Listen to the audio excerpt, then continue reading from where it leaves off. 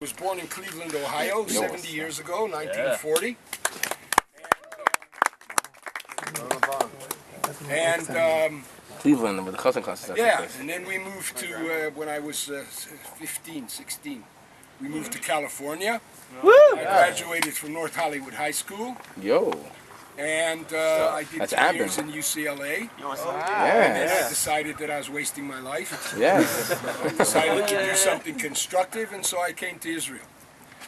After 8 months in Israel, I realized that I'd made a really good decision. And I became a citizen, and I joined the Israeli army. I was in the paratroopers. Mm-hmm. I did my national service, finished in 1965. Toured around for a place to live, to start a home, family. Found my mountaintop. I've been here ever since, and nobody gets me off my mountain. What about the 1960s? What?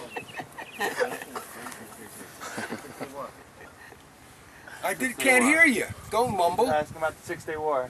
Six-Day War, I was in Jerusalem with the paratroopers in Jerusalem, and I was with the group that put the flag on the Kotel. Yo, what's up? Nice. Yes. Guys, don't get too excited. It was a terrible, terrible war.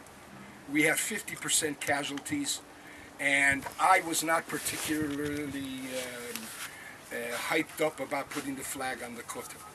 I was more thankful every day, Birkat HaGomel, thankful that I'm alive. 50% casualties means that 1 out of every 2 guys was not standing at the end of that 2.5-day battle. It was not fun, and war is not fun.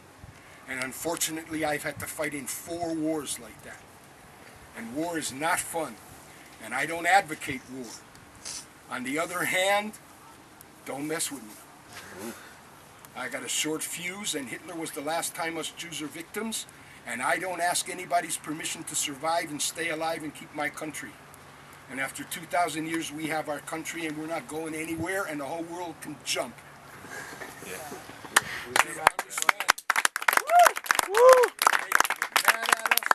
Yell at us, and they can accuse us of being apartheid and killing poor innocent Arabs, and I'm telling you that that's all bullshit. We kill who we need to. Nobody goes out looking to kill innocent women and children. But if they live like that and they don't care, why should I care more about their people than they do? I am not holier than the Pope. My whole object here is to survive and strengthen. We are building a home for the Jewish people in Eretz Yisrael, and this is your home.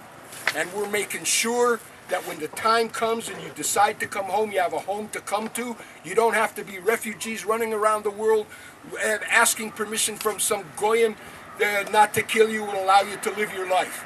You have a choice here. You have a home here. This is yours. Understand this. You come here, it's not a foreign stamp in your passport. You're not coming to a foreign country. You're coming home. And that's all we're waiting for, and that's all we're doing here. All the propaganda and all the bullshit aside. The only thing we're doing here is making sure that there is a home for the Jewish people in Eretz Yisrael. Not in Uganda that belongs to the black people or anywhere else. This is ours. This is ours forever. And I hope we're worthy enough to keep it. And that's where you guys can help us. And that's all we need is your help. I'm Israel, that's all we need. We don't need anybody else.